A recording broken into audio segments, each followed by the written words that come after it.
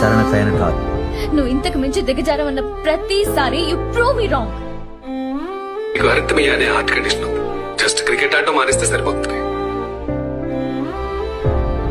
పెద్ద ప్రపంచంలో ఈ రోజు దాకా నన్ను చెక్ చేయండి. నా కొడుకు ఒక్కడే. But please stop this nonsense. Really, he's bloody 36 years old. ఎంత ప్రయత్నించినా నువ్వు ఇప్పుడేం చేయలేవు. You had your chance and it's over now. ఒకప్పుడు మంచి క్రికెట్ ప్లేయర్, ఇప్పుడు క్లోజర్. మనం అందరం మా నాన్న ప్రయత్నిస్తూ చనిపోయాడు అనుకుంటున్నాం కదా, ఆ తప్పు.